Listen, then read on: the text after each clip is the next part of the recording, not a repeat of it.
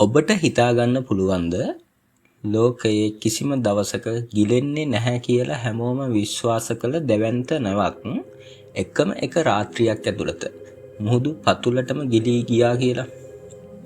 1912 අප්‍රේල් 15 ලෝකේ කවදාවත් අමතක නොකරන මුහුදු ඛේදවාචකයක් සිදු වුණා. දහස් ගණන් මිනිසුන්ගේ සිහින බලාපොරොත්තු සහ ජීවිත සීතල ඇට්ලාන්ටික් සාගරයේ අඳුරු ජලය යට සැඟවී ගියා. නමුත් ටයිටැනික් ඇත්තටම ගිලුනේ අයිස් කන්දක ගැටුණු නිසා විතරද? නැත්නම් අදටත් සම්පූර්ණයෙන් හෙළි නොවුණු තවත් රහසක් මේ කතාවේ සැඟවී තිබෙනවද? අද රහස් ඇස සමගින් ඉතිහාසයේ වඩාත්ම ප්‍රසිද්ධ මුහුදු අභිරහසක් ගවේෂණය කරමු. 20 වන සියවස ආරම්භ වෙද්දී ලෝකයේ විශාලතම මගීනව නිර්මාණය කිරීමේ තරඟයක් ආරම්භ වුණා. එම තරඟයේ ජයග්‍රහණය ලබා ගැනීම සඳහා නැව් සමාගමක් විශාල සැලැස්මක් සකස් කළා. ඔවුන්ට අවශ්‍ය වුණේ මිනිසා මෙතෙක් නිර්මාණය කළ විශාලතම සුඛෝපභෝගී නැව ආරක්ෂිතව බිහි කිරීමයි. ඒ සිහිනයේ ප්‍රතිඵලය වුණේ ටයිටැනික්. මේ නැව මීටර් 269කට වඩා දිගින් යුක්ත වුණා. සුඛෝපභෝගී කාමර, විශාල ආපනශාලා, ව්‍යායාමශාලා, පිහිනුම් තටාක සහ එවකට සිතාගත නොහැකි පහසුකම් රැසක් මේ නැව තුළ තිබුණා. ඒ නිසාම බොහෝ දෙනෙක් කිව්වේ මේ නැව කිසිම දවසක ගිලෙන්නේ නැහැ කියලා. නමුත් ස්වභාව ධර්මයට මිනිසාගේ විශ්වාසය වෙනස් කරන්න ගත වුණේ එකම එක රාත්‍රියක් විතරයි. 1912 අප්‍රේල් 10 එංගලන්තයේ සවුත්හැම්ප්ටන් වරායෙන් ටයිටැනික් නැව සිය මංගල ගමන ආරම්භ කළා. මේ සාමාන්‍ය මුහුදු ගමනක් නෙවෙයි.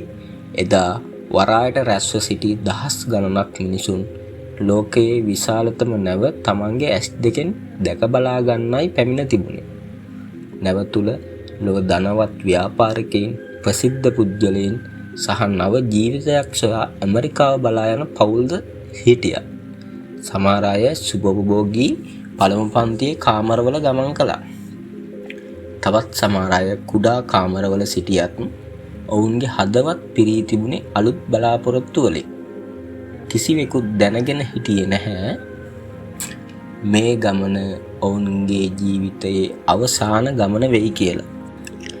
ගමන ආරම්භ වී දින කිහිපයක් ගත වෙද්දී ටයිටැනික් නැවට අනෙක් නැව් වලින් පණිවිඩ ලැබෙන්න පටන් ගත්තා. ඒ පණිවිඩවල තිබුණේ එකම අනතුරු ඇඟවීමක්. ඉදිරි මුහුදු ප්‍රදේශයේ විශාල අයිස් කඳු පාවෙමින් තියෙනවා. නමුත් ටයිටැනික් දිගටම ඉදිරියටම ගියා. නැවේ වේගයත් අඩු කළේ නැහැ. ඇතමුන් කියන්නේ નિયમિત වේලාවට ගමනාන්තයට ළඟා වීමේ පීඩනය නිසා එහෙම වුණා කියලා.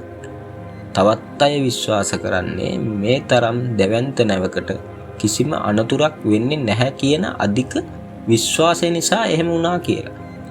නමුත් 1912 අප්‍රේල් 14 වෙනිදා රාත්‍රියේ ඒ විශ්වාසය එක මොහොතකින් බිඳ වැටුණා. රාත්‍රී 11:40යි. අහස පැහැදිලි, මුහුදත් සංසුන්. නමුත් ඒ සංසුන්කම මොහොතකින් බිඳ වැටුණා. නැවේ ඉදිරිපස නිරීක්ෂණ කුටියේ සිටි නිලධාරියෙක් හදිස්සියේම අඳුර මැද දැවැන්ත සෙවණැල්ලක් දැක්කා.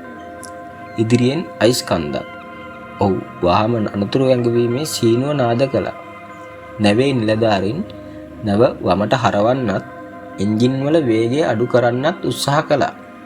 නමුත් ඒ වන විටත් ප්‍රමාද වැඩි. දැවැන්ත අයිස් කන්ද ටයිටැනික් නැවේ දකුණු පැත්තේ දිගු කොටසක් සූරගෙන ගියා. බලපෑම එතරම් ප්‍රබල නොවුනත් ජලයට යටින් තිබුණු තියුණු අයිස් කොටස් නැවේ යකඩ බඳට විශාල හානියක් සිදු කරා. තප්පර කිහිපයක් ඇතුළත මුහුදු ජලය නැවේ පහළ කොටස් වලට වේගයෙන් ගලා එන්නට පටන් ගත්තා. මුලදී බොහෝ මගීන්ට කිසිම අනතුරක් දැනුනේ නැහැ. සමහරු සංගීතයට සවන් දුන්නා. තවත් සමහරු නිදාගෙන හිටියා. ඒත් නැවේ නිර්මාණකරුවන් සහ නිලධාරීන්ට තත්ත්වයේ තේරුම් ගන්න වැඩි වෙලාවක් ගියේ නැහැ. ජලයෙන් පිරුණු කොටස් ගණන ආරක්ෂිත සීමාව ඉක්මවා ගියා. ඒ කියන්නේ ටයිටනික් නැව ගිලන එක දැන් වළක්වන්න බැහැ. ඒ මොහොතේ සිට මිනිස්සුන්ගේ ජීවිත බේරා ගැනීමේ සටන ආරම්භ වුණා. නමුත් තවත් බරපතල ප්‍රශ්නයක් තිබුණා.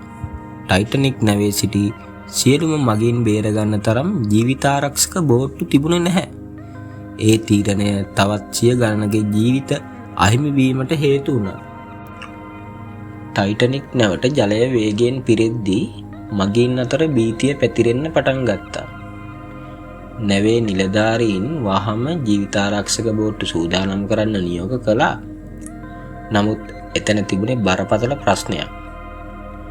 නැවේ සිටි සියලුම මගීන් සහ කාර්ය මණ්ඩලයට යන්න තරම් බෝට්ටුවල ප්‍රමාණවත් ඉඩ තිබුණේ නැහැ.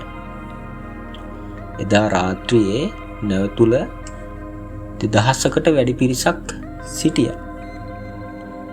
ඒ නිසා ඊටාම දුෂ්කර තීරණ ගන්න පවා සිදු වුණා. කාන්තාවන් සහ දරුවන් පළමුව ඒ නියෝගයත් සමග පවුල් එකිනෙකාගෙන් වෙන් වුණා. සමහර සුමාමි පුරුෂයන් තම බිරිඳ සහ දරුවන් බෝට්ටුවට නංවා තමන් නැව මතම ඉතිරි වුණා. ඒ ඔවුන්ගේ අවසාන සමු ගැනීම බව එදා කිසිවෙකුත් දැන සිටියේ නැහැ. සීතල සුළඟ තවත් වැඩි වුණා. මුහුදේ උෂ්ණත්වය ශරීරයට දරාගත නොහැකි තරම් අඩු වුණා.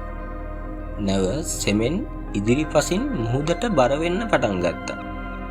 එක් අයෙක් තවත් අයෙකු බේරා ගන්න උත්සාහ කළා. තවත් සමහරු තමන්ගේ ආදරණීයයන්ව අතහැර යන්න අකමැති වුණා. ඒ රාත්‍රිය මිනිස් ඉතිහාසයේ සංවේදීම රාත්‍රීන්ගෙන් එකක් බවට පත් වුණා. ඉතිහාසයේ බොහෝ වාර්තාවලට අනුව නැවේ සංගීත කණ්ඩායම අවසාන මොහොත දක්වාම සංගීතය වාදනය කළ බව සඳහන් වෙනවා. ඒ සංගීතය බියෙන් සිටි මිනිසුන්ට අවසන් මොහොතේ හෝ සැනසීමක් ලබා දීමේ අරමුණින් ඔවුන් ගායනා කළා කියලායි විශ්වාස කරන්නේ. 1912 අප්‍රේල් 15 රාත්‍රී 2:20යි. ටයිටනික් නැවේ ඉදිරිපස කොටස සම්පූර්ණයෙන්ම මුහුදට යට වුණා. ඉන්පසු නැවේ පසුපස කොටස සෙමෙන් අහස දෙසට ඉහළට එසවුණා. තප්පර කිහිපයකට පසු දැවැන්ත ශබ්දයක් සමග ටයිටනික් නැව දෙකඩ වී උතුරු ඇට්ලාන්ටික් සාගරයේ ගැඹුරටම අතුරුදහන් වුණා. මුහුද මත ඉතිරි වුණේ කෑ ගැසීම්, සීතල සහ ජීවිතය වෙනුවෙන් අවසන් සටනක් විතරයි. පැය කිහිපයකට පසු අනෙක් නැවක් එම ස්ථානයට පැමිණියා. ජීවිතාරක්ෂක බෝට්ටුවල සිටි පිරිස බේර ගැනීමට ඔවුන් සමත් වුණා. නමුත් දහස් ගණනක ජීවිත ආපසු ගෙන ඒමට කාටවත් හැකි වුණේ නැහැ. මෙම අනතුරෙන් මිනිසුන් දහස් ගණනක් ජීවිත අහිමි කළ අතර ඉතා සුළු පිරිස පමණක් දිවි ගලවා ගත්තා. කාලය ගෙවුණා. වසර ගණනාවක් තිස්සේ ටයිටනික් නැවේ නටබුන් කොතැනද කියලා කවුරුවත් දැනගෙන සිටියේ නැහැ. අවසානයේ 1985 පර්යේෂකයන් කණ්ඩායමක් විසින් උතුරු ඇට්ලාන්ටික් සාගරයේ ගැඹුරේ ටයිටනික් නැව තිබෙන බව සොයාගෙන තියෙනවා. ටයිටනික් කියන්නේ නැවක් විතරක් නෙවෙයි. එය මිනිසාගේ අධික විශ්වාසය, තාක්ෂණයේ සීමාව සහ ස්වභාව ධර්මයේ බලය අපට මතක් කරන ඉතිහාස පාඩමක්. වසර 100කට වැඩි කාලයක් ගත වෙලා තිබුණත් ටයිටනික් නැවේ කතාව අදටත් ලෝකෙම කතා කරනවා. ඔබ හිතන්නේ ටයිටනික් ගිලුනේ අයිස් කන්දේ ගැටුණු නිසාද? නැත්නම් තවත් හෙළි නොවුණු රහස් මේ කතාවේ සැඟවී තිබෙනවාද? ඔබේ අදහස පහලින් කමෙන්ට් කරන්න. මෙවැනි ලෝකයේ සැඟවුණු රහස්, ඉතිහාසයේ අභිරහස් සහ නොදන්නා සත්‍ය කතා දැනගන්න රහස් ඇස channel එක subscribe කරන්න. නැවත හමු වෙමු තවත් අලුත් අභිරහසක් සමගින්.